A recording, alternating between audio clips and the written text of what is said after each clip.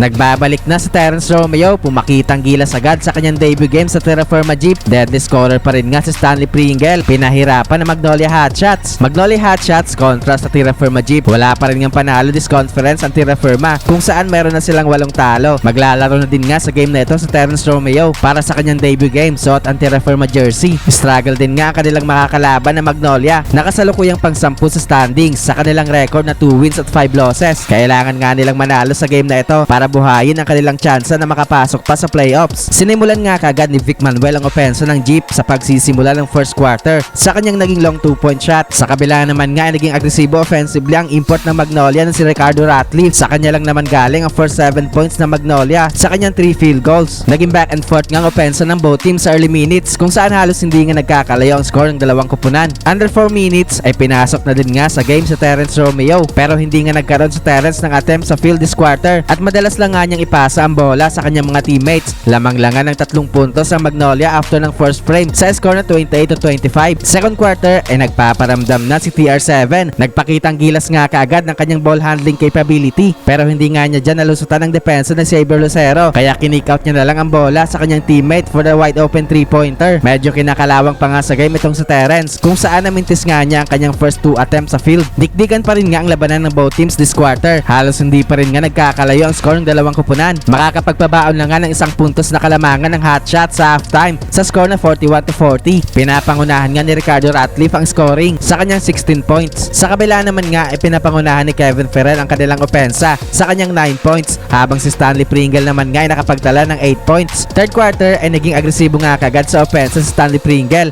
na nagkaroon ng 5 early points. Dikdikan pa rin nga ang labanan ng dalawang kupunan. Grabe tong bilis ni Mark Nonoy sa fast break. Nilagpasan lang nga niya dyan ang depensa ni Mark Baroka for the wide open layup. Naging mainit nga this quarter sa opensa si Nonoy. Humang time naman si Xavier Lucero after ng pick and roll play nila ni Baroka. Lalim nga dyan ang dinukot ni Lucero. Late in the quarter ay dikit pa rin nga ang score ng both teams. Nakuha na din nga ni Terence Romeo ang kanyang first field goal sa game sa kanyang naging wing 3-pointer sa harap ng depensa ni Baroka. Natapos ang third quarter sa score na 68-66. 2 puntos lang nga ang lamang ng Magnolia. Fourth quarter ay mainit pa rin nga ang opensa na Stanley Pringle para pangunahan ang Terra Firma Jeep. Sa kabila naman nga ay patuloy ang pagpuntos sa ilalim ni Ian Sanggalang. Pareho talagang ayaw patalo ang dalawang kupunan sa game na ito dahil dikit pa rin nga ang score sa midway mark. Under 5 minutes ay biglang arangkada nga ang opensa ng Magnolia Hotshots, kung saan nagkaroon nga sila ng 7-point lead sa Terra Firma Jeep. For the first time ay naging in control na sa laro ang Magnolia. Na-maintain nga ng Hotshots ang kanilang lamang sa late minutes. Nagtry pa ngang humabol sa game ang Terra Firma, pero sa uli nga ay panalo pa rin nga ang Magnolia Hotshots. Sa likod ng 30-point game ni Ricardo Ratliff, wala pa rin nga panalo this conference ang Terra Firma Jeep.